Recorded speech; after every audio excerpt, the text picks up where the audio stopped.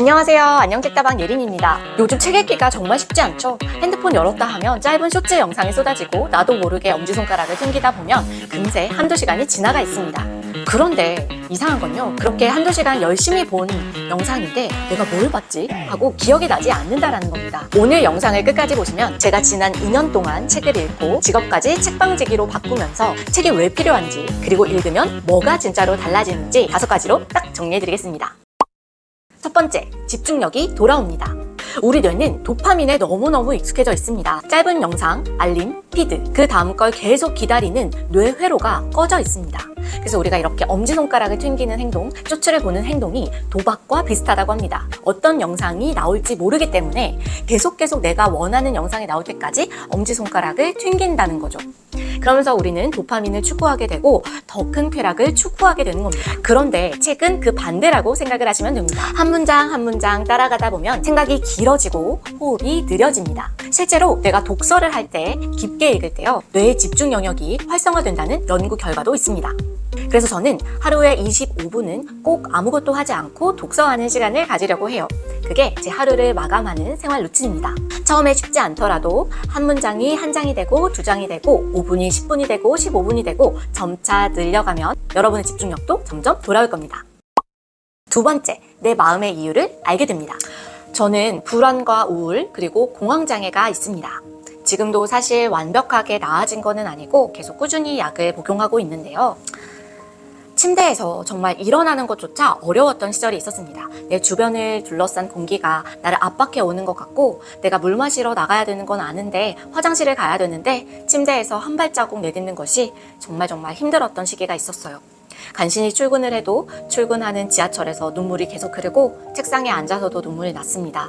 그때 제가 읽었던 책이 있는데요, 바로 백세희 작가님의 죽고 싶지만 떡볶이는 먹고 싶어입니다. 책을 읽으면서 알았던 것 같아요. 아, 내가 모든 사람들이 겪는 우울감이 아니라 나한테 조금 문제가 있다. 내가 우울증일 수도 있겠는데? 그래서 제가 이 책을 읽고 용기를 내어서 상담실에 전화를 하게 됩니다. 그래서 제가 말씀드리고 싶은 두 번째는요, 내가 책을 읽다가 멈춰서게 되는 문장이 있다라고 한다면 그것은 내 마음이 보내는 구조신호일 수도 있다라는 겁니다. 우리가 독서 모임을 하게 되면 밑줄 나누기를 하는데 그때 모두 비슷한 밑줄을 할 것 같지만 모두 다 다르다는 거죠. 사람이 다양하듯이 마음이 가는 밑줄 또한 다양하다라는 거. 여러분, 그러면서 내 마음을 알아가는 거라고 생각해요. 세 번째는 작은 행동으로 이어지게 된다는 겁니다.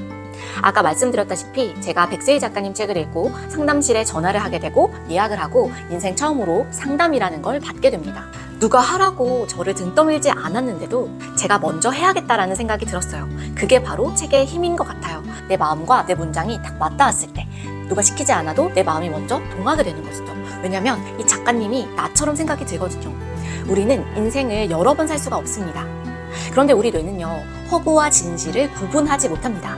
그래서 책 속의 인물들을 따라가 보면서 내가 실패의 경험도 하게 되고 나랑 마음이 맞는 사람을 만나게 되면 이렇게 행동을 해볼까? 라는 생각이 들게 되는 거죠. 그래서 저는 상담을 받고 도움을 많이 받았습니다. 그게 진짜 변화의 시작이라고 생각을 합니다.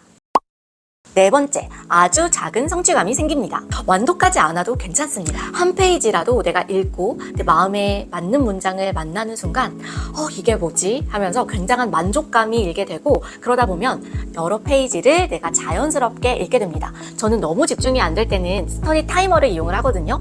10분, 20분 내가 휴대폰도 하지 않고 심지어는 커피도 마시지 않고 오롯이 책에 집중하는 시간을 갖겠다라고 하는 시간을 갖는 게 굉장히 중요한데요. 이렇게 하다가 마지막 페이지를 탁 덮는 순간 내가 무언가 해냈다, 이렇게 무기력한 나라도 무언가를 해낼 수 있다 라고 하는 성취감이 쌓이게 됩니다. 책은 나를 바꾸려고 하지 않고 꾸짖으려고 하지 않고 나만의 속도로 갈 수 있게 도와주는 친구나 마찬가지니까요. 여러분도 지금 시작해보면 어떨까요? 마지막 5번째는 마음이 건강해지고 나에 대해서 확신을 갖게 됩니다. 실제로 짧게라도 책을 읽으면 스트레스가 확 낮아진다라고 하는 실험도 있었다고 해요.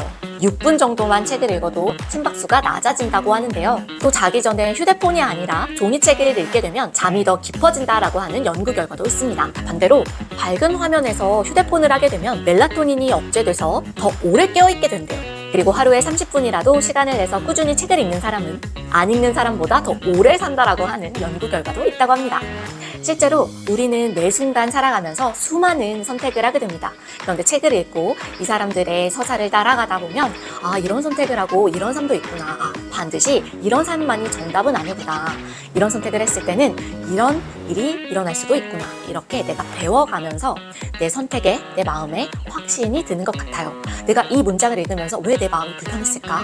나는 이 문장에 왜 이렇게 멈춰서 있을까? 그 모든 것들이 내 마음의 근육을 키우는 행동이 아닐까요?